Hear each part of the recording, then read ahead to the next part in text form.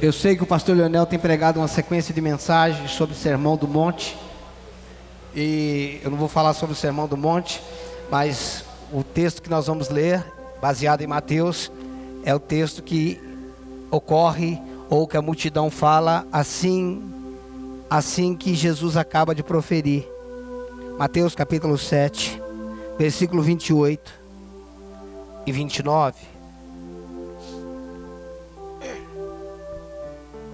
De alguma forma, eu quero continuar a palavra que nós ministramos quarta-feira passada.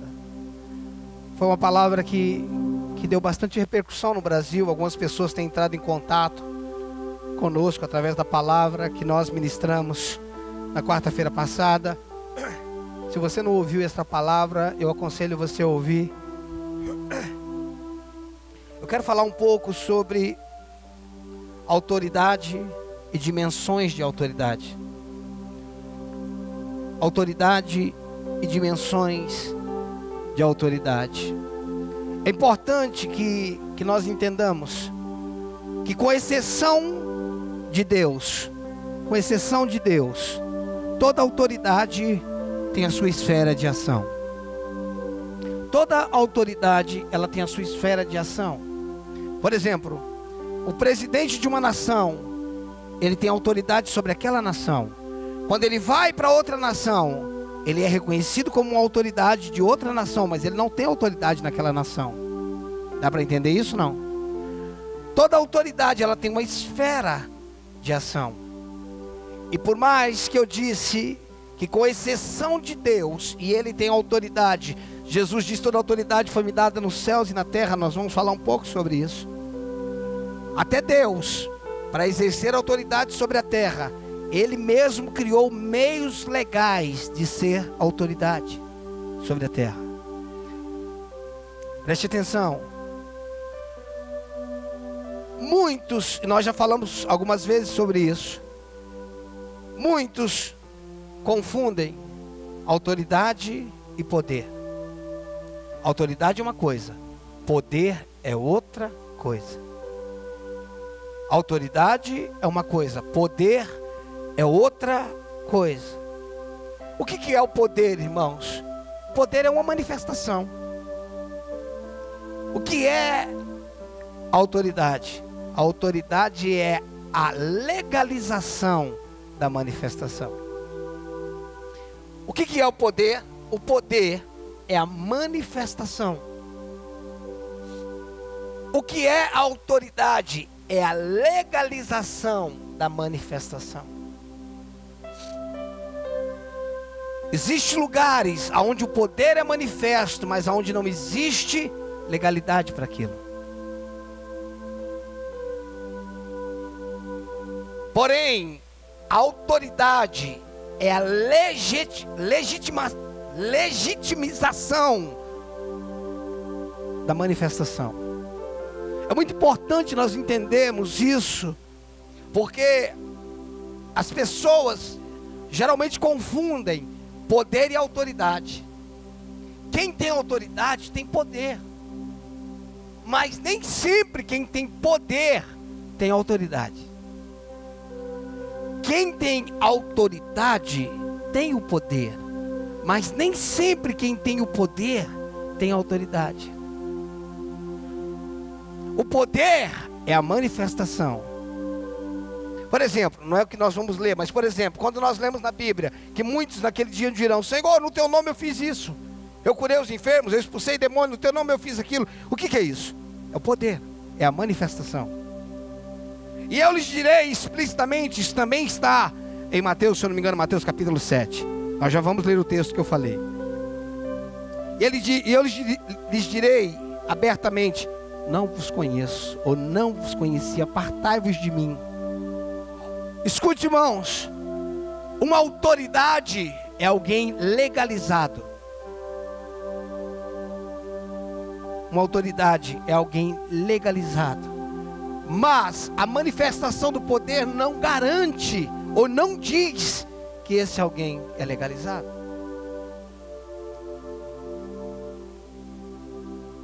Nem todos que manifestam poder têm autoridade, mas todos que exercem autoridade manifestam poder. Ou seja, o poder é uma manifestação, a autoridade é a legalização da manifestação. Jesus, sendo filho de Deus, ele não era apenas um homem de poder, ele era um homem de autoridade. Vamos ler Mateus capítulo 7, versículo 28 e 29. Diz assim: quando Jesus acabou de proferir estas palavras, estavam as multidões maravilhadas da sua doutrina. Por quê? Porque ele as ensinava como quem tem autoridade e não como os escribas. Vamos ler novamente.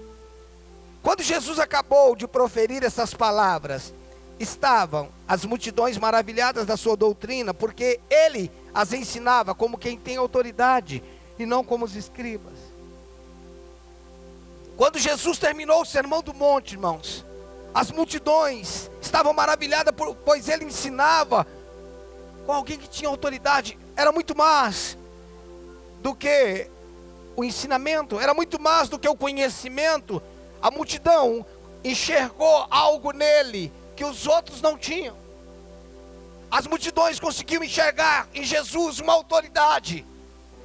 Não era porque ele gritava, porque a autoridade não está no grito.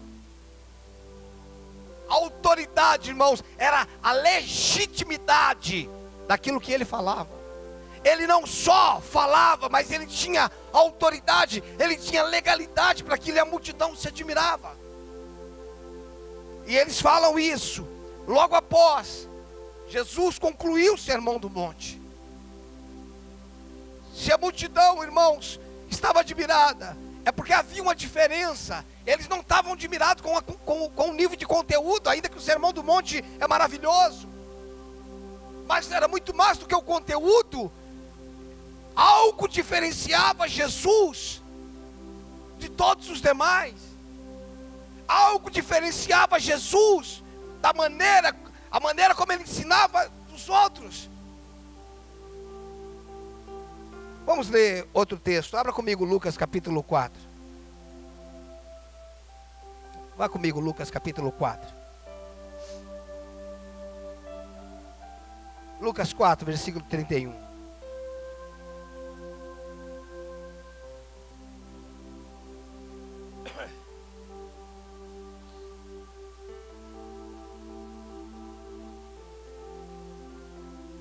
Lucas capítulo 4, versículo 31. Vamos ler até o versículo 37, do 31 ao 37. Acompanhe comigo, nós vamos ler alguns textos. Eu quero que nós possamos entender sobre o princípio de autoridade. Autoridade, dimensões de autoridade. 4:31 diz assim: e desceu a Cafarnaum, cidade da Galileia, e os ensinava no sábado.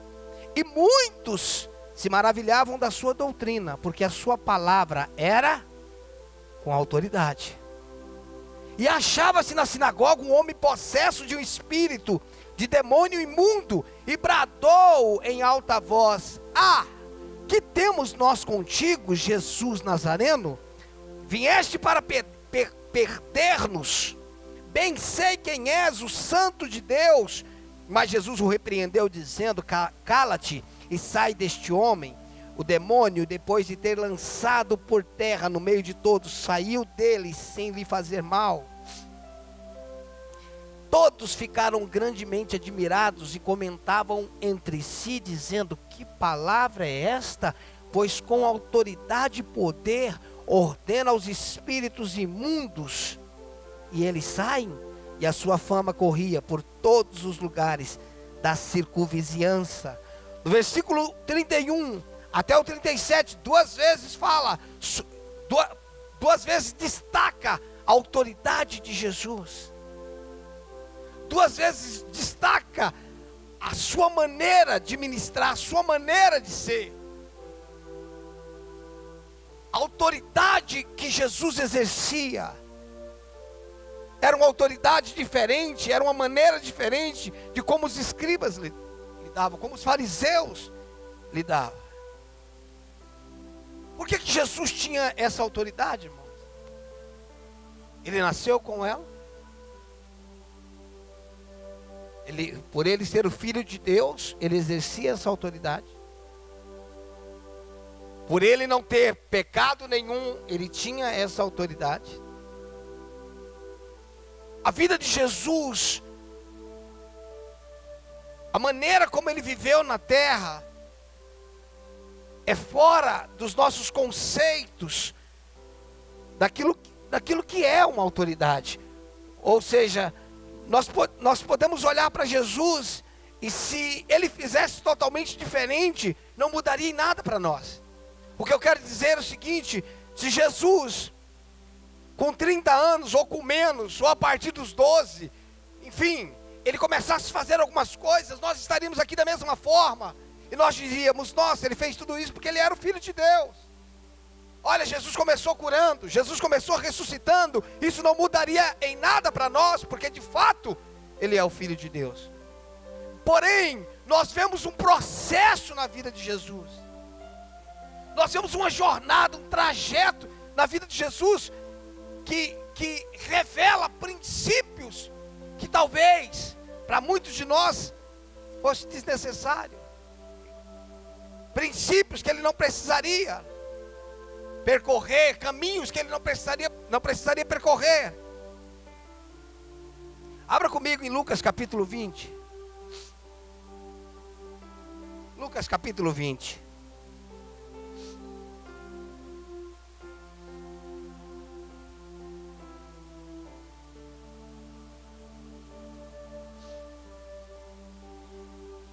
Lucas 20, versículo 1.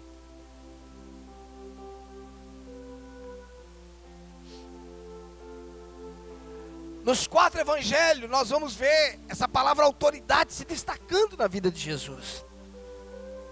Agora, o intuito nosso nessa noite é mostrar de onde veio essa autoridade. Como essa autoridade se manifestava na vida de Jesus. Porque Jesus é o nosso modelo, amém? Jesus é o nosso padrão. Nós precisamos olhar para a vida dele e nos acharmos nele. Nós precisamos olhar o caminho que ele trilhou e seguirmos o mesmo caminho, porque Jesus não era um homem de religião. Ele não era um homem de fazer coisas sem ter um porquê. Tudo que Jesus fez tinha um porquê. Até porque ele era um homem profético, ele se movia por aquilo que estava escrito acerca dele. Ou seja, Jesus se movia pela palavra acerca dele. Então, quando nós olhamos para a vida de Jesus, nós estamos olhando para a maneira como nós deveríamos viver, a maneira como nós deveríamos nos comportar. Olha o que é que diz Lucas capítulo 20, a partir do versículo 1. Aconteceu que, num daqueles dias, estando Jesus a ensinar o povo no templo e a evangelizar, sobrevieram os principais sacerdotes e os escribas. Está aqui, os sacerdotes e os escribas com os anciãos. Veio um grupo, veio uma comitiva, e o arguiram nestes termos: dize-nos com que autoridade faz estas coisas, ou quem te deu essa autoridade? Aquele grupo, aquela comitiva pergunta para Jesus, porque Jesus estava fazendo o que no templo? Ele estava ensinando e evangelizando, e agora chegou as autoridades, chegou os anciões, os escribas, os fariseus, e pergunta para ele assim: com que autoridade você está fazendo isso? Ou quem foi que te deu essa autoridade? O que me faz entender que para os escribas havia um entendimento que ensinar, que evangelizar, era para se evangelizar e para se fazer as coisas, era necessário que tivesse autoridade. Escute, eu não estou falando de poder. Eu comecei falando o que é poder, é manifestação. Pastor, o que é maior, poder ou autoridade? Irmãos, os dois é importante. Só que a autoridade legaliza o poder.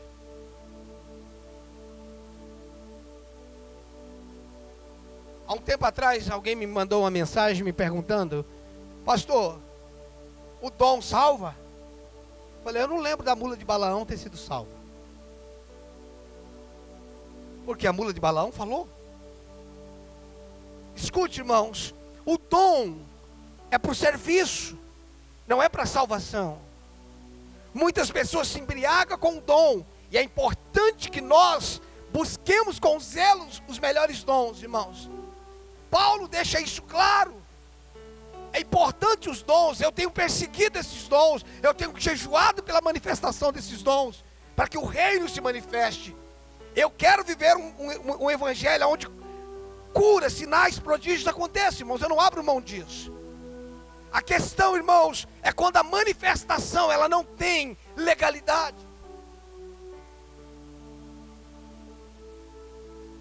Vamos continuar. Vamos ler novamente o 2. E o arguiram nestes termos: dize-nos, com que autoridade faz essas coisas? Ou quem te deu esta autoridade? Respondeu-lhe Jesus: também eu vos farei uma pergunta. Dizei-me, o batismo de João era dos céus ou dos homens? Irmãos, o que tem a ver a pergunta de Jesus com a pergunta dos caras? Por que Jesus está colocando o nome de João no meio dessa história? O batismo de João era dos homens, era dos céus ou dos homens? Versículo 5. Então eles arrazoavam entre si: se dissermos do céu, ele dirá, por que não acreditaste nele? Mas se dissermos dos homens, o povo todo nos apedrejará, por estar convicto de ser João um profeta. Por fim responderam que não sabiam. Então Jesus lhe replicou: pois nem tão pouco eu vos digo com que autoridade eu faço essas coisas. Seria casualidade, seria obra do acaso Jesus ter citado João? Por que ele cita João? Por que Jesus, os caras fazem uma pergunta e Jesus faz outra pergunta? Olha, com que autoridade você faz essas coisas? Quem te deu essa autoridade? Deixa eu fazer uma pergunta para vocês. O batismo de João, o que tem a ver uma coisa com a outra, irmãos? Por que você está não perguntando isso, Jesus? Nós só estamos perguntando com que autoridade você faz isso. E Jesus pergunta: o batismo de João era dos céus ou era dos homens? Deixa eu te perguntar, o batismo de João era dos céus ou era dos homens? Hã? Era dos céus. O batismo de João era dos céus. Porque nós devemos reconhecer na terra o que é reconhecido nos céus. Escute, quando se fala de ungir alguém, de consagrar alguém, não é consagrar alguém porque ele está manifestando em dons. Não. Nós devemos reconhecer na terra quem os céus está reconhecendo. Você não promove ninguém, você reconhece quem o céu reconhece. Preste atenção. A terra não reconhece homens. A terra reconhece o que os céus está reconhecendo. Se os céus não reconhecem, a terra não pode legalizar. Todas as vezes que a terra reconhece o que os céus não reconhecem, a terra legitima um demônio.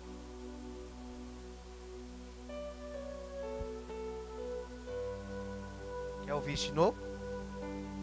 Todas as vezes que a terra legitima, reconhece o que os céus não reconhecem, a terra está legitimando, legalizando, tornando legal, dando autoridade a um demônio. Nossa, pastor, isso é pesado? Sim, mas está na Bíblia, é claro. Pastor, qual é a definição do demônio? É quando um anjo quis se tornar o que ele não foi criado para ser. O que é ou o que define o demônio é quando alguém quer ser o que Deus não chamou ele para ser. Só que Satanás não foi legalizado. Ou seja, o que é um demônio? É um anjo fora da posição. Dá para você entender isso? O poder do peixe está na água. O poder da planta está na terra. O poder está na origem. Escute, o poder não está no título, o poder está na origem.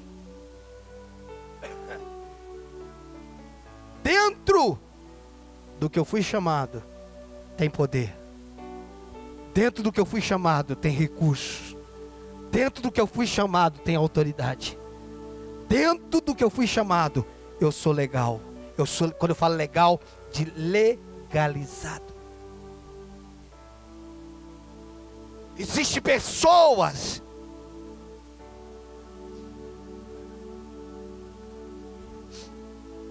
Deixa eu te falar uma coisa.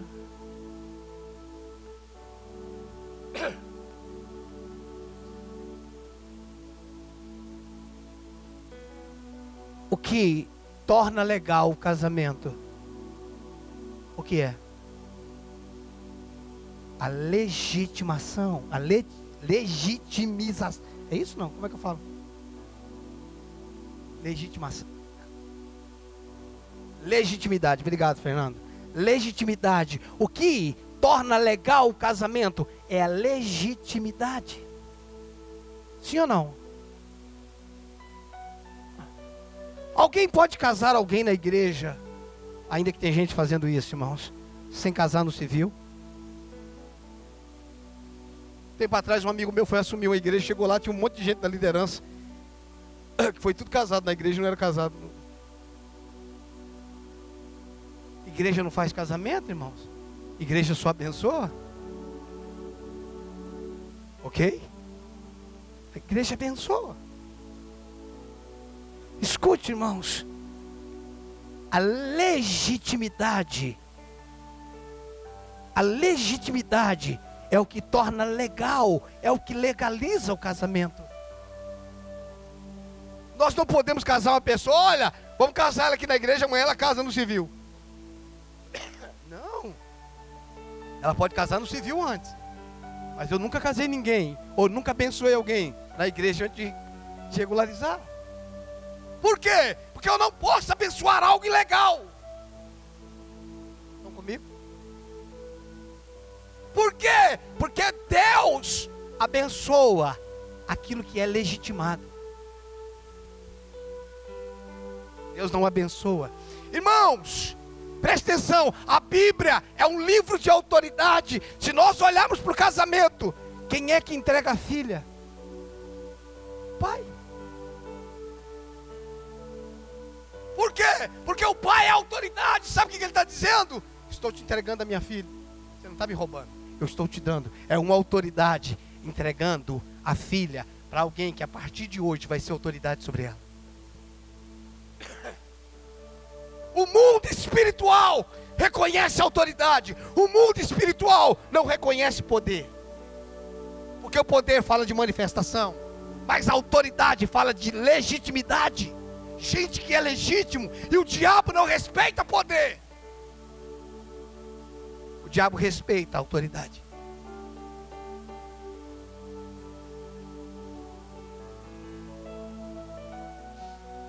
O diabo respeita a autoridade. Gente que é legalizado, legitimado. É importante nós entendemos isso. Nós não temos tempo para falar tudo isso nessa noite, irmãos. Isso é um assunto vasto.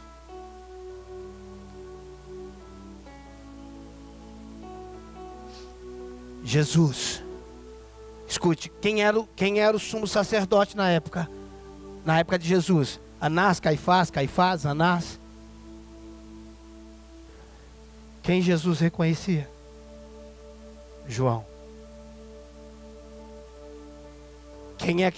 Quem era o líder no templo? Anás e Caifás. Quem é que tinha uma igreja no deserto? João. O que é que daria mais ibope? Ser membro da igreja de Anás e Caifás? Ou ser membro da igreja de João Batista?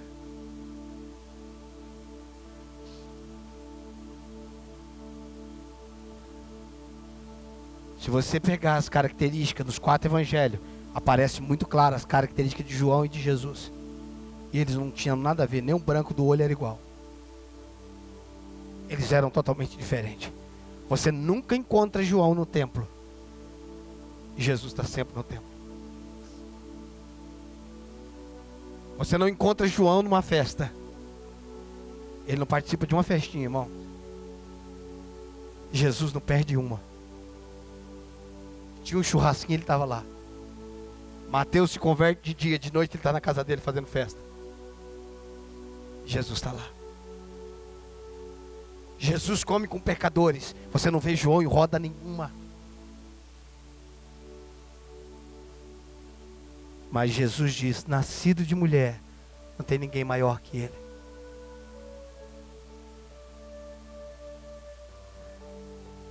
Nós não nos ligamos por afinidades. Melhor, deixa eu corrigir. Nós não deveríamos nos ligar por afinidades. Nós deveríamos nos ligar por propósito, por reconhecimento.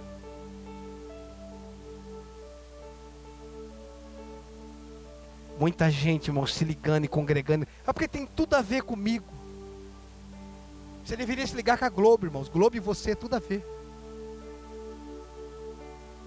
Se liga com a Globo, tá tudo igual. Sabe por que eu quero congregar lá? Porque assim, o pastor parece muito comigo, irmão. Não, você não tem que congregar com quem parece com você. Não, é porque é gente boa, irmãos. Eu me lembro que há um tempo atrás alguém me disse: pastor, o senhor nunca me deixou ser da sua liderança, eu amo tanto o senhor. Eu falei: minha mãe me amava e nunca participou também. Por quê? Porque o amor é incondicional, mas o andar junto precisa ser proposital. Irmãos, propósito e sentimento nem sempre andam juntos, ou melhor, dificilmente andam juntos. Irmãos, bom e certo é quase antagônico. Bom e certo é quase antagônico. É raras as coisas que são boas e são certas. São raras coisas que são certas e são boas, irmão. Quando é bom não é certo, quando é certo não é bom. Tem coisa que você fala: rapaz, poderia ser certo, né? É tão bom. Irmão, tem coisa que irmãos, qual é melhor do que comer, irmãos? Tem gente que fala: pastor, eu não sinto vontade de jejuar. Eu também não sinto nunca, irmão. Eu já acordo, irmão, parece que tem um dragão aqui dentro de mim querendo tomar café. Eu sinto de comer. Irmão, mas é bom, mas não é certo você comer de tudo. Tem coisa, irmãos, que é bom e não é certo. Tem coisa que é certo e não é boa. Por quê? E tem coisa, irmãos, que é bom e é certo, mas é bom dentro do equilíbrio. Fora do equilíbrio não é bom. Entenda, deixa o Espírito Santo ministrar o teu coração. É importante nós olharmos para a vida de Jesus. E não tem nada, nenhum texto aqui na Bíblia que Jesus falou: ele falou isso só para enrolar os caras. Não, não. Vamos continuar. Mateus capítulo 3.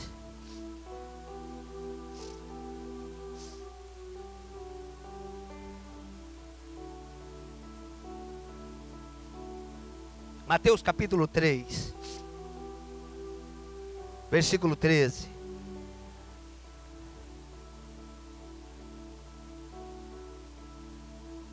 Mateus 3, 13 ao 17. Aqui Jesus está com 30 anos de idade. Ele sai da Galileia para o Jordão. Ele anda uma semana a pé, simplesmente para ser batizado por João. Uma semana andando, para passar por um batismo de arrependimento, no qual ele não precisava se arrepender de nada. Presta atenção. Jesus sai da Galileia para o Jordão para ser batizado por João.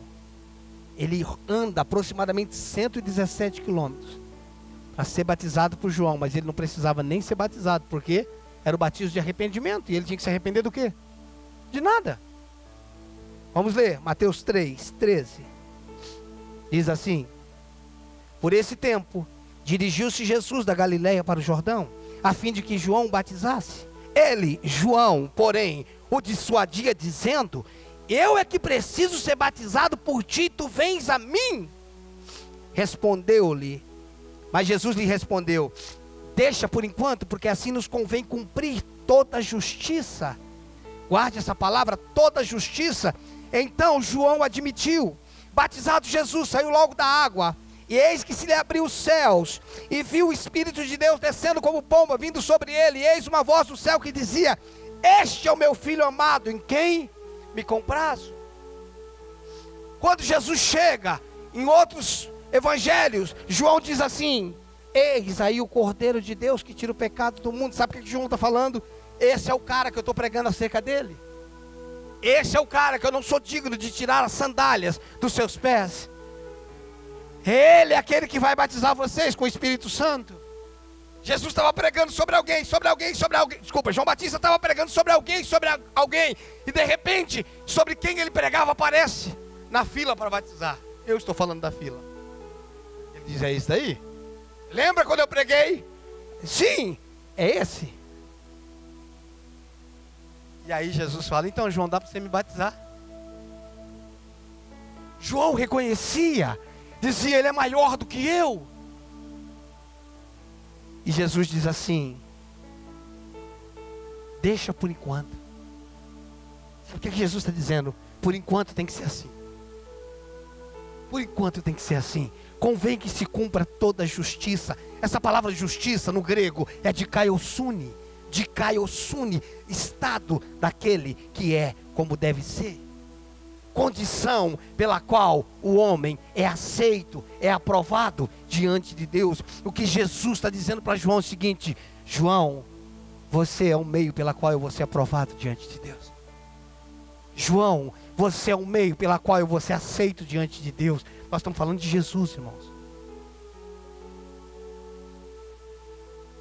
E quando ele sai das águas, e João admitiu quando ele usa a palavra justiça, e quando Jesus sai das águas, o céu se abre, o Espírito desce sobre ele, e uma voz do céu que dizia: este é o meu filho. Os céus agora está reconhecendo na terra aquilo que já foi reconhecido nos céus. Muita gente, irmãos, não consegue ser legalizado, legitimado na terra, porque não é legitimado nos céus. Preste atenção, isso é muito importante.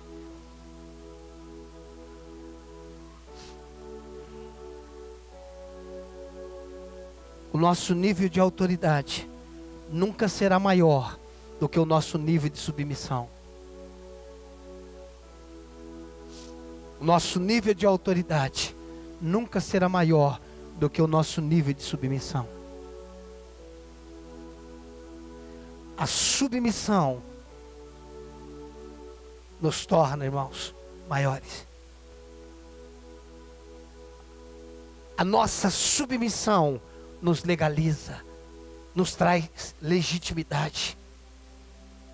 Tem gente que está embriagado com o poder, mas é ilegal.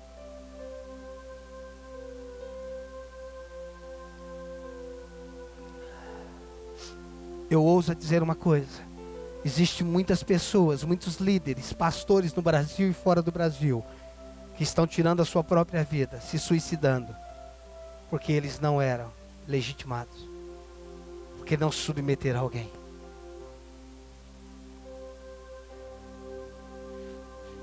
Se você estudar, se você continuar lendo Mateus, no capítulo 4, Jesus vai encarar o diabo. Ele não vai encarar o diabo antes de ser legalizado. Você não vê nenhum encontro, nenhum confronto, nenhum embate de Jesus e o diabo antes da legitimidade, antes dele ser legal.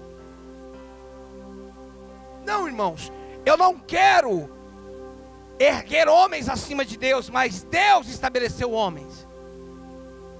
Homens não são deuses, mas Deus estabeleceu homens.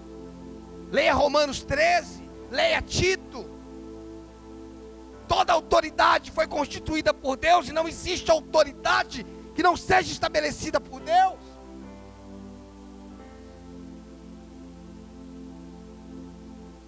É isso que nós precisamos entender.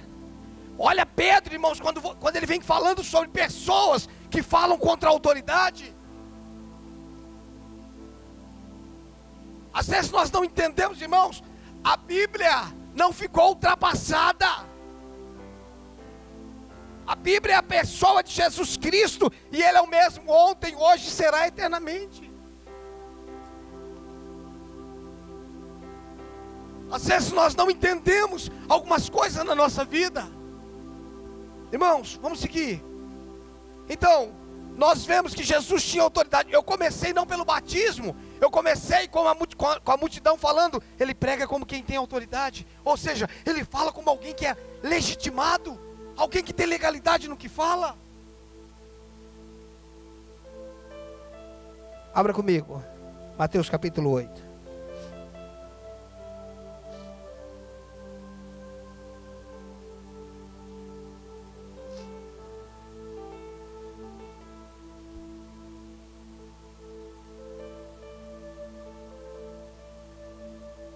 Mateus 8, do verso 5. Mateus 8, 5 ao 10. 8, do 5 ao 10. Preste atenção nos detalhes desse texto. Vamos olhar com detalhes. Preste atenção em cada palavra. Tendo Jesus entrado em Cafarnaum, apresentou-se-lhe um centurião, implorando: Senhor, o meu criado, ou seja, o meu servo, jaz em casa, de cama, paralítico, sofrendo horrivelmente. Jesus lhe disse: eu irei curá-lo.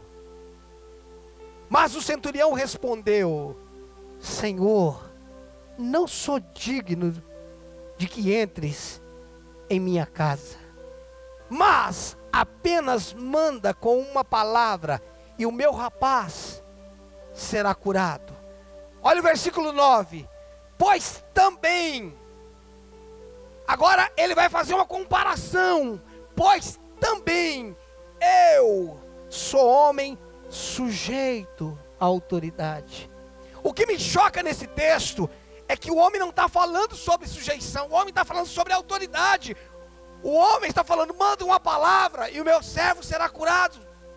O que o homem deveria dizer é o seguinte: olha, eu também sou um homem de autoridade, e quando eu mando acontece. Mas o homem, ele usa algo antagônico, ele diz assim: pois eu também sou um homem sujeito à autoridade. Ele não está falando: eu também sou um homem de autoridade. Ele está falando: pois eu também sou um homem sujeito à autoridade. Quem falou para ele que Jesus era um homem sujeito à autoridade? Quem falou para ele? Pois eu também sou um homem sujeito à autoridade. E tenho, ou melhor, tenho soldado às minhas ordens. Ele está dizendo: por eu ser sujeito à autoridade, eu tenho soldado às minhas ordens. Por eu ser submisso a alguém, eu tenho autoridade sobre outros. Porque eu me sujeito, eu tenho alguém que se sujeita. Por eu estar abaixo de alguém, existem pessoas abaixo de mim. Isso é muito sério. Pois também eu sou homem sujeito à autoridade. Tenho soldado às minhas ordens. E digo a este: vai, e ele vai. E ao outro: vem, e ele vem. E ao meu servo: fazem isto, e ele o faz. Mas ele está falando de autoridade. Mas ele não começa a dizer: eu também sou um homem de autoridade. Ele está dizendo: pois eu também sou um homem sujeito à autoridade. Esse centurião entendia o que era autoridade, porque ele estava dizendo: por eu estar sujeito à autoridade, eu tenho autoridade.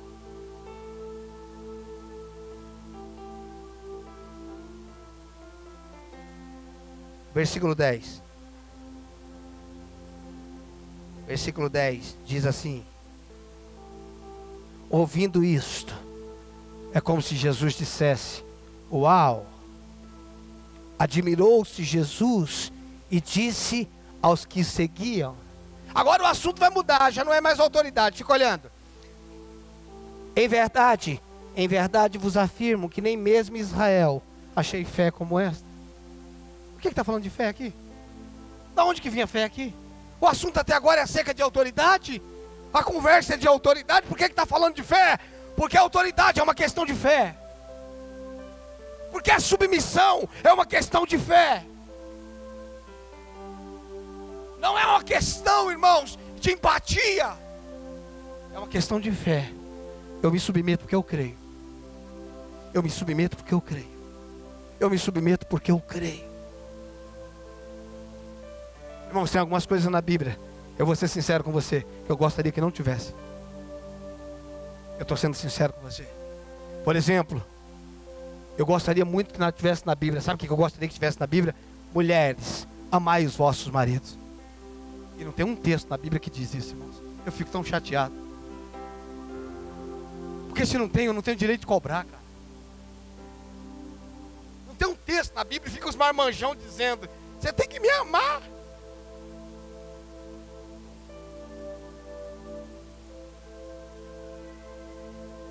Não está na Bíblia, irmãos. Mulher, amai os vossos maridos.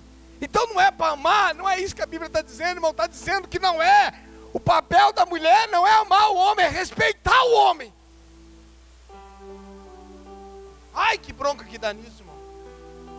Mas está na Bíblia: mulher, homens, amai as vossas mulheres. Ou seja, você ama ela e ela te respeita. Ela te respeita e você a ama. Nossa, pastor, então não tem amor? Não, a Bíblia não está dizendo que não tem amor. Está dizendo que o foco da mulher é o respeito. E o propósito do marido é o amor.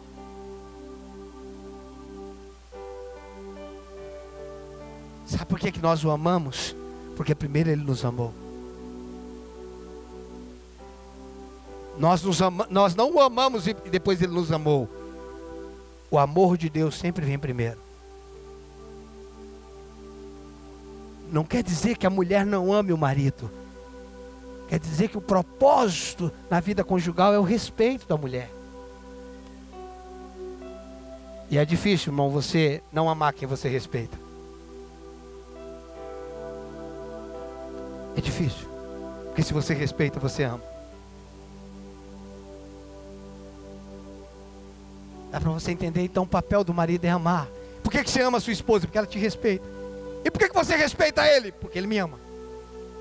E por que você ama ela? Porque ela me respeita. E por que você, mulher, ama ele? Respeita ele? Porque ele me ama. Parece que o sentimento, irmãos, é só de um lado. Mas o amor não é questão de um sentimento. O amor é questão de um propósito. Uma vez eu e André estávamos aconselhando um casal, que o marido estava brigando com a mulher, porque ele fez uma declaração de amor para ela no Facebook, e ela não respondeu. E ele estava indignado, irmãos. E eu e ela teve que aconselhar o casal. Eu fiz uma declaração de amor para ela, ela não me respondeu. Ela não declarou que me amava. Eu tive vontade de falar para ela assim: posso responder para ele? Eu sei que ela estava dizendo o seguinte: se eu for responder lá, não vai sair amor.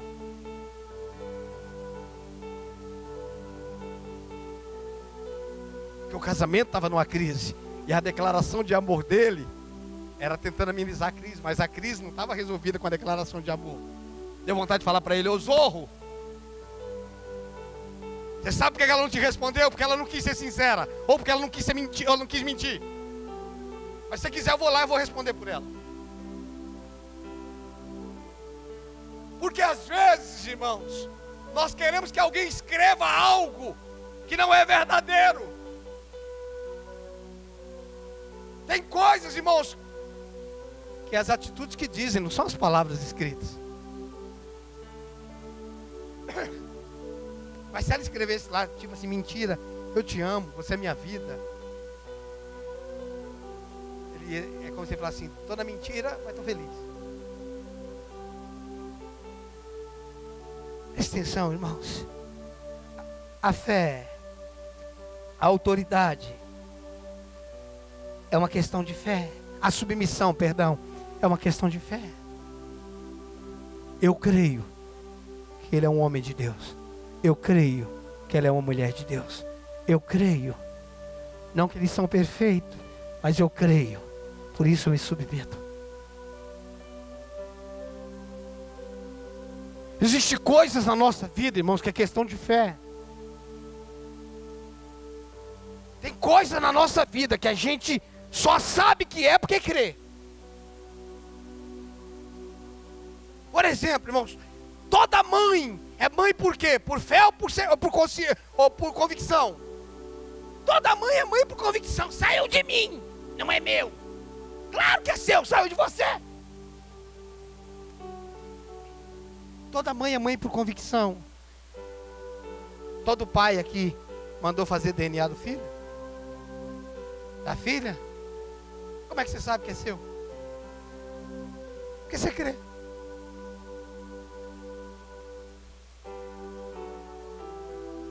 Então toda mãe é mãe por convicção, mas todo pai é pai por fé.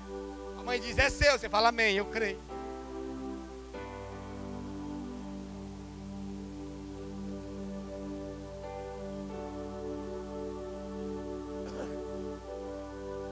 Toda mãe é mãe por convicção e todo pai é pai por fé. Existem coisas na nossa vida, irmãos, que nós caminhamos por fé. Irmãos, porque se você falar, vou fazer o exame de DNA, isso pode dar problema para você. Existem coisas, irmãos, que é questão de fé. A autoridade não é simplesmente, irmãos, um ponto teológico na Bíblia. A autoridade é uma questão de fé. Deixa eu te falar uma coisa, irmãos. É claro que o que eu vou falar tem a ver com a mentalidade que eu tenho hoje. Se eu fosse um membro de uma igreja e saísse da igreja que eu congregar, eu não sei aonde que eu ia congregar. Não porque a igreja que eu estou é perfeita, não. É porque é tão difícil hoje você encontrar alguém, um pastor, um líder, alguém que se preocupa com você e não com o que você tem ou com o que você faz. Pessoas que não querem usar você. Todo mundo quer te usar. Todo mundo quer o que você tem. Quem quer o que você tem não te ama, irmão. Não está preocupado com você. Quando alguém está preocupado com você, pouco importa o que você tem. Pouco importa o que você tem. O nosso valor não está no que temos. O nosso valor está em quem somos. Pastor, mas isso não é fácil. Claro que não é, irmãos. Porque o público está corrompido. Porque os líderes estão corrompidos.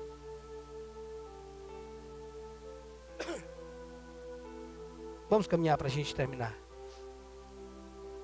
Quando nós olhamos para a vida de Jesus, nós podemos olhar Jesus. Escute, Jesus vivendo em 3 dimensões de autoridade.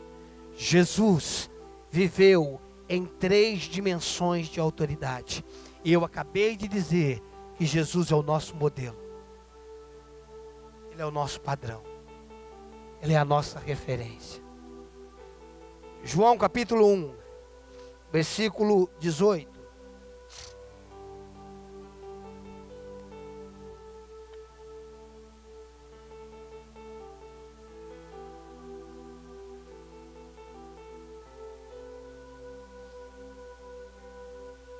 João 1,18 diz assim: ninguém jamais viu a Deus. O Deus unigênito que está no seio do Pai é quem o revelou. Eu peguei esse texto, irmãos, ainda que não tenha tanta clareza, mas o que eu quero dizer é o seguinte: Jesus saiu do Pai. Jesus saiu do Pai.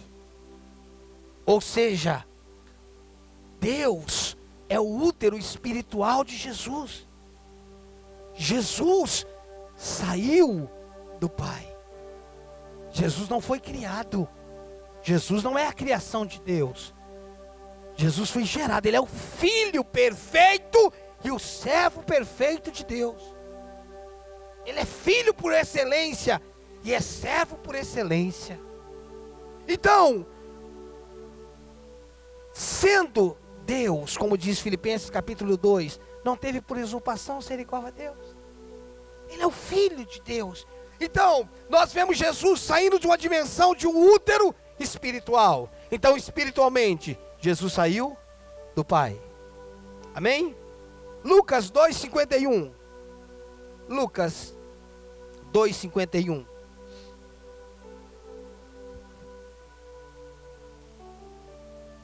Lucas 2:51.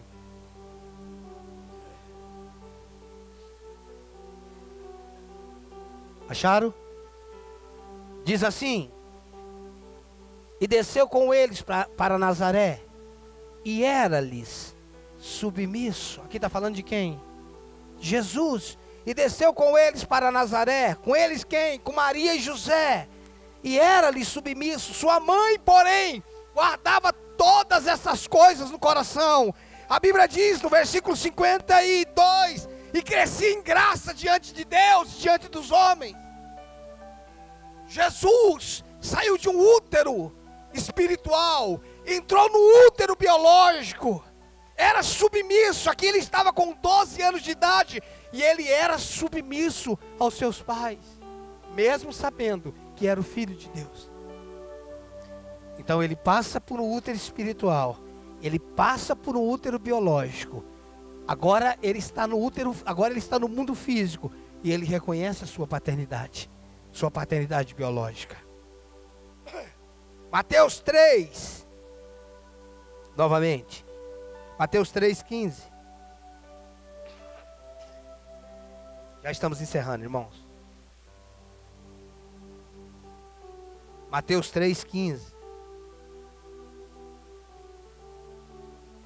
Acharam? Mas Jesus lhe respondeu: deixa por enquanto, porque assim nos convém cumprir toda a justiça. Então ele o admitiu. Escute, Jesus passa pelo útero espiritual de Deus, Jesus passa pelo útero biológico de Maria e José. Não, pastor, de Maria e José não era pai dele, sim, mas ele era reconhecido como filho de Davi. E quem era da linhagem de Davi era José. Então ele é tido como útero. José e Maria é o útero biológico de Jesus. Jesus saiu do mundo espiritual, entrou no mundo físico através do útero de José e Maria. E agora, Jesus está passando por um terceiro útero, que é o útero ministerial, que é o útero de João Batista. Agora, ele está nascendo ministerialmente, e os céus estão reconhecendo isso. Você está entendendo isso, irmãos? Jesus passa por 3 dimensões, irmãos. Nós temos homens na Bíblia. Por exemplo, Elias, que a gente não sabe nem o nome do pai dele. Sabe, Léo? Não. Elias, o tisbita. Pronto, é o que fala. Por esses dias apareceu Elias, o tisbita. Pronto. Quem era o pai dele? Não sei. A mãe dele? Não sei. Da linhagem do quê? Não sei. Eu, pelo menos, não me lembro de falar da linhagem dele. Por que olha, por esses dias apareceu Jesus de Nazaré, pregando na Galileia. A gente estaria aqui hoje, sim ou não? Estaria aqui hoje do mesmo jeito, irmão. Por esses dias apareceu Jesus, o Filho de Deus, pregando, curando. E a gente estaria aqui do mesmo jeito. O que é que mudaria para nós? Nada. No final ele morreu na cruz do Calvário. Acabou. Não, pastor, mas tinha um processo dele se tornar carne. Sim. Eu estou falando que não mudaria para nós. Por que a Bíblia mostra todo esse processo na vida de Jesus? Porque a vida em Deus, ela é processual. O nosso andar em Deus, ele é processual. A nossa jornada biológica, ela é processual. Irmão, sabe o que eu descobri nos avós? Que eles acham melhor ser avós do que pai. É. Eu já vi avós falando, irmãos, que se soubesse que era tão bom, ele não teria sido nem pai, teria sido avós direto. É, irmão. Eu já vi gente falando, olha, se eu soubesse que ser avô era tão bom, eu não teria sido nem pai. Aí eu te pergunto, irmãos, tem como ser avô sem ser pai? Tem como ser avó sem ser mãe? Por quê? É um processo natural. Sabe por que Deus te colocou dentro de uma casa? Para você aprender a ser filho. Porque só sabe quem é pai, só sabe o que é ser pai quem aprendeu a ser filho. Você sabe por que Deus te colocou dentro de uma casa, menina, para você aprender a ser mãe, aprender a ser mulher. É por isso que as meninas é para ser criada com a mãe. Não é essa geração, irmãos, formada em faculdade, em laboratório, que vai cozinhar, irmãos. Eu penso que toda menina pensa que vai casar com um cara rico, porque não aprende nem lavar. Vou casar com um cara rico, não vou lavar, não vou passar, não vou nada. Depois você me conta.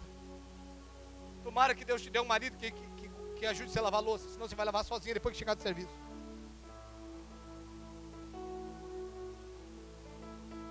Preste atenção, irmãos. Deus nos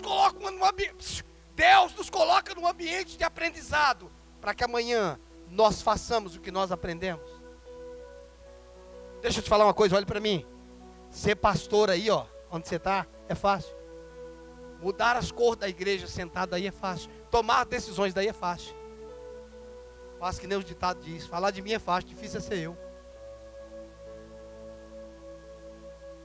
Ah, irmão, quando a gente está fora, irmãos, o brasileiro é presidente da república, o brasileiro é técnico de futebol, ele é tudo, irmãos. Ele escala um time, ele ganha a Copa do Mundo, ele resolve o problema do Brasil.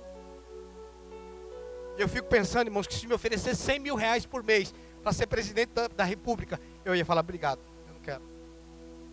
Eu não quero, irmãos. Não tem chamado para isso. Primeiro, irmãos, antes de nos colocar no governo, Deus nos coloca no serviço. Antes de nos dar autoridade, vou usar um termo que não é tão correto, para mandar, porque a autoridade não é para mandar, é para servir. Mas antes de nos colocar no ambiente de ordem, eles colocam no ambiente de servo. Quem não aprende a servir, irmãos, não está legalizado para governar. Quem não aprende a ouvir, não está pronto a falar. Quem não está pronto a obedecer, não está pronto, irmãos, a liberar palavras. É isso que nós precisamos entender. Escute, irmãos, ninguém, presta atenção, ninguém pode te dar uma autoridade espiritual, ninguém, só Deus, em Cristo Jesus. A tua autoridade no mundo espiritual, eu tenho um monte de texto aqui que eu não li, irmãos. Autoridade sobre os demônios, só Jesus pode dar. Existem coisas que homem nenhum pode te dar, só Ele. Só Ele. Ninguém pode salvar a sua vida, irmão. Só Jesus. Não tem outro nome. Existe coisa que só Ele pode fazer. Existe coisas, irmãos, que espiritualmente homem nenhum nos deu. Mas existe coisas, irmãos, que só um homem pode te dar. Se assim não fora, Deus não teria estabelecido autoridade. Se assim não fora, Deus não teria estabelecido autoridade. Existem, irmãos, dimensões que nós só alcançamos dentro de legalidade. Uma coisa é a autoridade que eu tenho no mundo espiritual. Essa autoridade que eu tenho foi Jesus que me deu. Mas a autoridade que eu tenho no mundo físico são pessoas que me dão. Gente, pessoas legalizadas, legitimadas, legitima pessoas. Irmãos, eu já vi caso de gente se auto-ungindo, apóstolo. Se ungiu. Não, irmãos. Autoridade não é derramar óleo. Autoridade, legitimidade é reconhecimento. Se nós não reconhecemos ninguém, quarta-feira passada eu comecei com Hebreus 7:7, sem dúvida alguma, o inferior é abençoado pelo superior, mas nós não reconhecemos ninguém como superior. Escute o que eu estou te dizendo, irmãos. Deus pode ter coisas grandiosas na sua vida, e eu creio que tem. Mas se você não entrar em um útero ministerial, os céus não vão te reconhecer. Quarta-feira passada e essa quarta eu estou pregando uma mensagem fora do que eu venho pregando. Fora do que eu venho pregando. Se você não reconhece, se você não se submete a alguém, É, pastor, mas é difícil eu me submeter a alguém, porque você é bom demais. Porque você é perfeito. Por você ser tão perfeito, você não se submete a ninguém. Porque você sabe muito. E por a gente saber muito, a gente não se submete a ninguém. Não, você acha que sabe muito. É isso que a gente precisa entender. Escute, irmãos. Preste atenção. Aquilo que nós plantamos hoje, nós vamos colher amanhã. Na maneira que nós medirmos, nós seremos medidos. Naquilo que nós vivemos hoje, é o que nós vamos colher amanhã. Minha mãe tinha uma frase que dizia assim: um bom filho, um bom esposo. Um mau filho, um péssimo esposo. Se não respeita, irmãos, se o jovem não respeita a mãe, vai respeitar você? Se ele deixa a mãe falando sozinho, vai ficar ouvindo você? Aí você acordou. Irmão, tem coisa, pastor, eu não sei o que aconteceu, não, porque você estava cego, de marré, não enxergou o laço que você estava caindo. Tem coisas, irmãos, que a gente precisa ter clareza. Tem coisas que a gente precisa, irmão, tem coisa que eu nem oro. Eu nem oro, está tão claro que eu não preciso orar não, irmãos. Eu já sei o que eu não quero. Escute, irmãos. Se tem uma coisa que eu não faço aqui dentro, eu não abro concessão. Não abro. Nunca abri e não abro concessão. Existem coisas aqui dentro que eu não faço por pressão. Você pode me prensar até miar. Eu não mudo. Por pressão, não. Escute. Já teve semanas de estar tendo uma peça para o domingo. Uma equipe está ensaiando. A minha filha na semana foi arrancada da peça. E não participou. Já teve momentos que a minha esposa era líder do Ministério de Louvor. E ela foi arrancada do Ministério de Louvor e foi para o banco. Porque perdeu o governo na liderança. Mas eu não fiz isso com a minha esposa. Não foi a sua esposa? Não, foi com a líder do Ministério de Louvor. Eu jamais colocaria minha esposa sentada.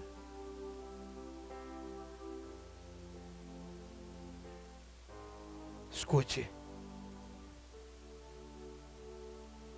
Isso daqui precisa ser maior do que os nossos sentimentos.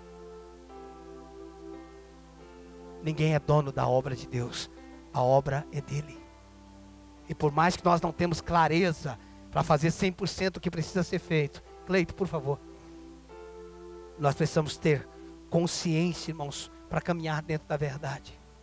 Então aconteça o que tiver que acontecer. A palavra de Deus tem que permanecer. Tem que prevalecer, irmãos. Doa a quem doer. Aconteça o que tiver que acontecer. A verdade é a verdade. Acabou. Nós não podemos viver uma igreja, irmãos, em busca de números, sem essência. Nós precisamos de uma igreja, o qual tem valores, tem princípios. Nós precisamos viver uma igreja, irmãos, onde a palavra é o fundamento dessa igreja. Onde a santidade é o fundamento dessa igreja. É isso que nós precisamos, irmãos, viver de uma forma inegociável. Corte no braço, corte na perna, corte na própria carne, mas faça o que precisa ser feito. Perca o que tiver que perder, ou quem tiver que perder, mas viva a palavra. Ah, mas o dízimo é alto, o dízimo é baixo, pouco importa. A obra é de Deus e quem paga a obra é Deus. Dá para entender isso? Acabou, irmãos. Acabou. Porque nós temos que cuidar do rebanho como alguém que vai prestar conta dele. Eu não sei se eu entendo que está claro que eu vou prestar conta, mas está escrito como alguém que vai prestar conta. Eu não sei se é um tipo, como alguém que vai prestar conta. Uma das coisas que eu oro todos os dias: Senhor, dá-me sabedoria para conduzir essa igreja, porque eu sozinho não consigo. Espírito Santo seja o pastor dessa igreja. Nos ensina, nos convença. Que nós possamos reconhecer valores e princípios de autoridade.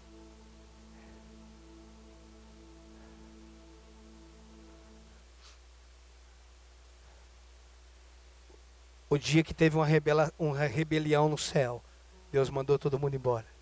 Ou, quando eu falo todo mundo, aqueles que fizeram a rebelião. Deus não negociou. E a gente não pode negociar, irmãos. Não negocie os valores na sua casa.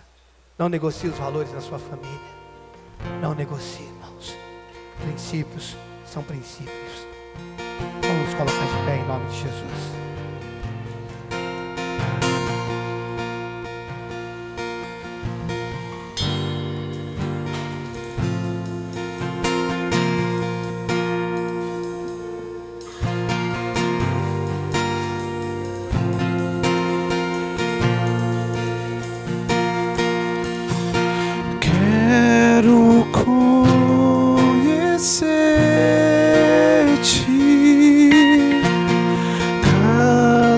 Dia mais a ti, estar em tua presença e te adorar.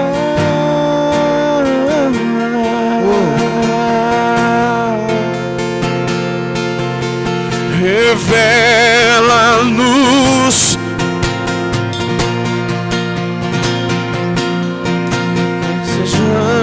vamos ir muito mais em ti, estar em tua presença, Jesus.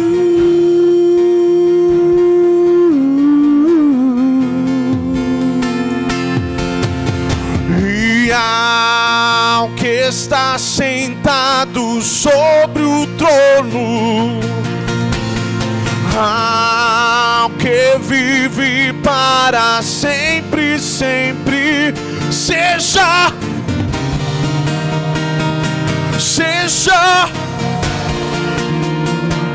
seja glória. Quero conhecer-te, quero conhecer-te cada dia mais a ti, estar em tua presença e te adorar.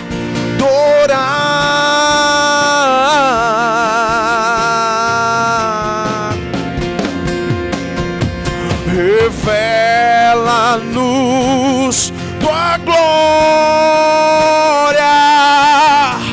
desejamos ir muito mais,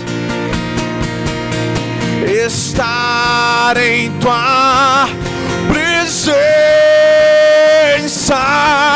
Jesus.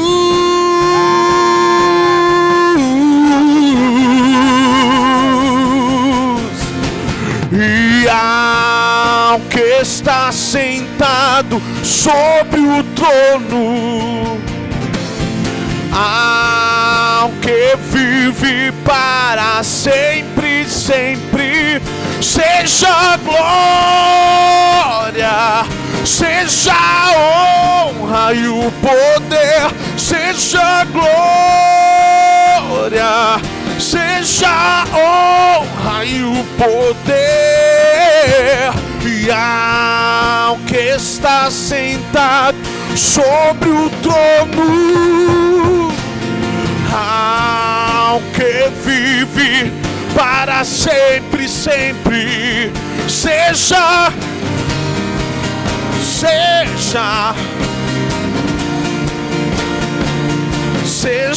glória, seja honra e poder.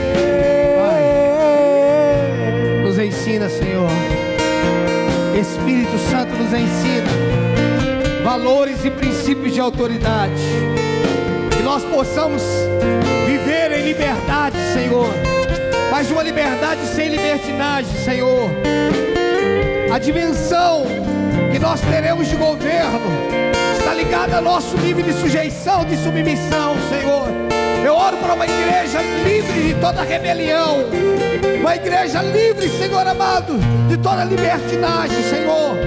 Que nós possamos como igreja ser o útero ministerial, não domínio, Senhor, não possessividade, mas o útero, onde pessoas serão gestadas, onde pessoas serão legitimadas, onde pessoas serão enviadas, Senhor, em nome de Jesus.